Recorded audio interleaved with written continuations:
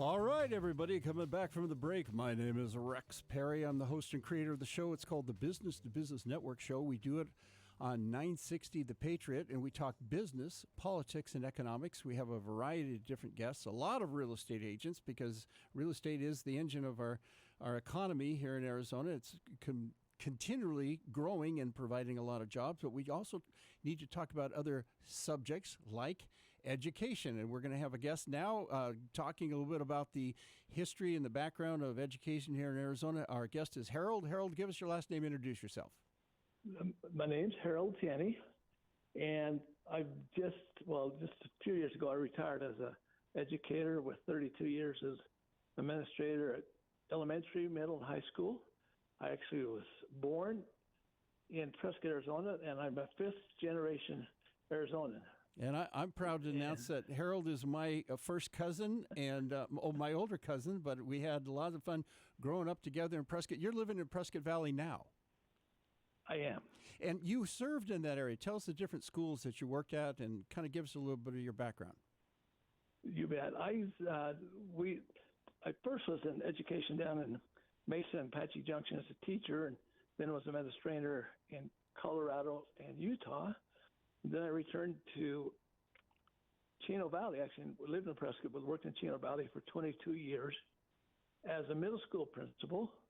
Then I retired thinking I was done, and got a call in early July from Prescott School District saying, "We have a late opening at Washington School. Please come in and apply." I said, "Oh, okay." And I told them I'll do it for 2 years, and then I ended up doing it for 8 years. So I went in the high school. I was in principal in Colorado and Utah, middle school in Chino Valley, and elementary principal in Prescott. Now, this is kind of funny, though, because is that the Washington School right there on Gurley?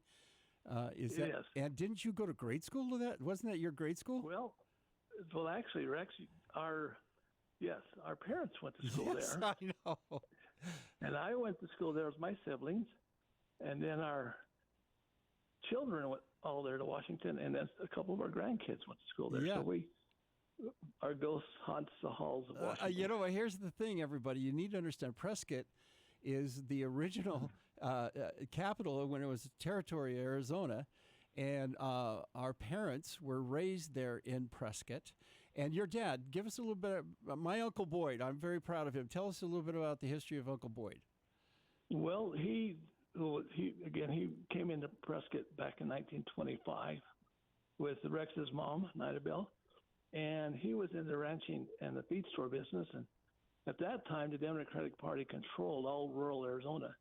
And a couple of Republican members of the Republican Party came to him and said, "We want you to run for the House of Representatives in the state legislature." He said, "I'm not sure I want to." I said, "Go talk to these 5 people and ask them what they would think candidly about me running." And they came back and said, all 5 said, "You should run." And he said, "Well, okay." He ran, so he served 1 term in the House of Representatives, and then he ended up serving 18 years in Arizona Senate. 18 so he did years. A lot of years. Legislature. That's Senator Boyd Tenney, one of the longest-serving state Senate legislators in the state of Arizona, and I was very proud to help. You would drive the truck, and Ron, your younger brother, and I would jump out of the truck and go hang flyers on people's doors as part of the campaign. And I have great and fond memories being up in Kingman with you, going door to door, hanging those flyers on doors. We had a lot of fun, and it was great growing up. Now, let's talk education, though. Things have shifted so much. You've done some really interesting research when comparing and contrasting the charter school system to the standard, the public school system. Tell us some of your research. What have you found? Well, first of all, anecdotally, we've had grandkids go to public district schools, and we've had grandkids go to charter schools, and they all perform quite well. And so my comments about charter schools has nothing to do with the teachers and the support staff. They work very diligently and do a great job. The challenge is, back in 1991, Arizona decided after the Nation at Risk report came out in 81 that we need to give students more options. And so they said, we're going to allow charter schools to be created with government funding, and then people can choose to go there. Sounds like a great idea, right? Mm-hmm. The challenge was is they had different regulations for charter schools, which allowed them to have more flexibility with their money. One of the areas of flexibility had to do with the ownership of charter schools, and they didn't have to bond and go to the public to get additional money to build schools. They had the authority to do it themselves, and also different from district public schools. If we were going to bond for a new school, it had to go to the vote of the citizens in that district to see if they're willing to pay taxes for that. Mm-hmm. Whereas with charter schools, the state, they just need to go to the state charter school board, which has approved literally 99.9% of the requests and grants. And the other thing is that we had the public schools had to go to competitive bidding to get the best price with the best company, and then the board would vote on it. Charter school law allows the charter school owners to get this. They can form their own construction company, and they can contract with the charter school to build their school. And they can charge whatever price they want for the cost of that construction.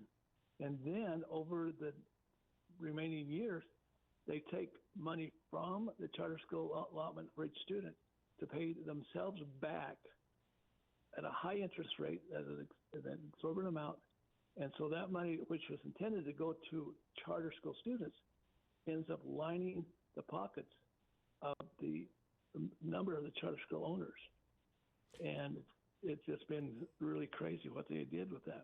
Yeah, and we got to do a commercial break coming up here, but we're going to talk a little bit more about that, because what people don't understand is they call it children in seats. In other words, the charter school gets paid X amount of dollars per student, and they have to keep very strict roll records to verify the kids are actually attending the classes and attending the schools, which is good accountability.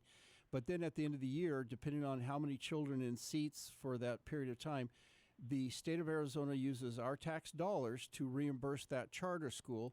And by being able to forecast how many students you're going to be able to have in a particular school, you could forecast the gross revenue.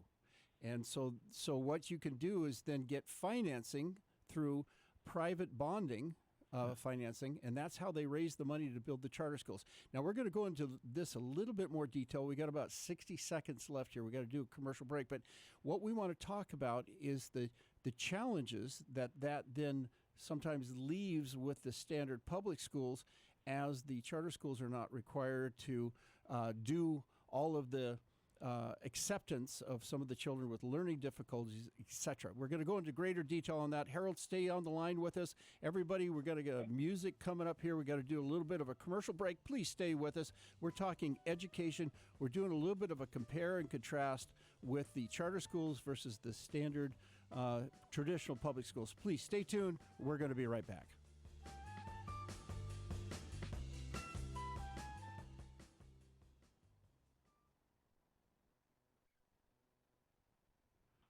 Hang on, Harold. He's got to